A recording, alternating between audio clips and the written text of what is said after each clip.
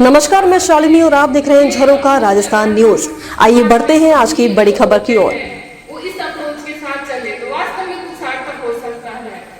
उनका मुझे सपोर्ट नहीं मिलता, मतलब सभी का सपोर्ट रहा है, मेरे रिलेटिव है, मेरे दोस्त है, मेरे हस्बैंड है, मेरे घर वाले हैं, सबका।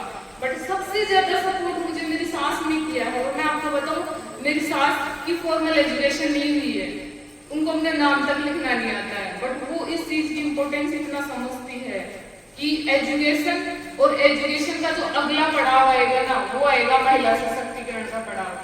हम सिर्फ बातें इसलिए मैं आपको बता रही हूँ क्योंकि मैं जहाँ पोस्टेड हूँ अभी वर्तमान में, वहां पे काफी सारी गर्ल्स होती है जिनकी 10वीं 12वीं के बाद में पढ़ाई शुरू दी जाती है। एक बार एक लड़की मेरे पास होती हुई है, 12वीं पास कर ली थी, उसने क्लास टॉप किया था उसने कि मैडम मेरे घर वाले मेरे को पढ़ा नहीं रहे आगे, मेरी मम्मी मेरे को बाहर नहीं भेज रही है पढ़ने के लिए, कॉलेज आस पास है नहीं, थोड़ा दूर कॉलेज है, तो भी मैडम भेज देंगी है। मैंने मम्मी से पूछा, मम्मी ने बताया सेफ्टी से रिलेटेड इश्यूज है। कितना आसान होता है कि आप एक लड़की के सपने इसलिए तोड़ रहे हो क्योंकि सेफ्टी से रिलेटेड इश्यूज है। अरे आप ये क्यों नहीं करते हैं कि आप उसको सेल्फ डिफेंस की ट्रेनिंग दें? आप मतलब ये क्यों नहीं करते कि आपने बेटों को सिखाई कि लड़कियों की इज्जत करनी चाहिए, कैसे उनसे किस तरीके से बात करना चाहिए। उल्टा आप उस कौम को दबा रहे हो जो पहले से दबी हुई है।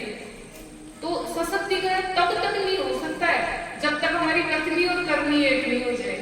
हम बातें भी करेंगे और उनको प्रूफ भी करेंगे, तब जाके महिला सशक्तिकरण होगा। आप मुझे देखिए, मेरी वेशभूषा देख के आपको इतना सा अंदाजा लग रहा होगा कि लड़की को साड़ी बांधना नहीं आती होगी। वास्तव में मुझे नहीं आती है साड़ी बांधना, बांधती भी नहीं हूँ। तो मैं ये इसलिए बता रही हूँ कि जो परफेक्शनिज्म का जो बोझ होता है ना महिला पे, कि आपको तो परफेक्ट होना चाहिए, आपको सलीके से कपड़े पहनने आने चाहिए, सलीके से बात करने आनी चाहिए, सलीके से अपना घर संभालना आना चाहिए। ऐसा कोई बोझ मुझ पे नहीं था।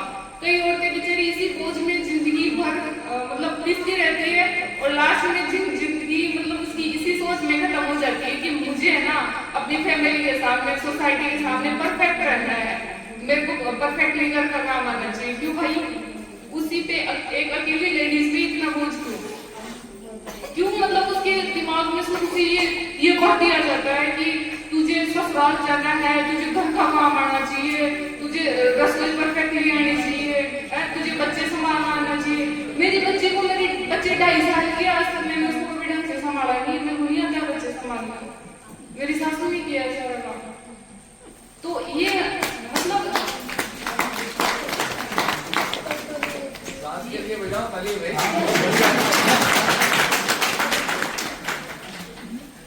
ये सारी चीजें तब जाके पॉसिबल हो पाती है जब हम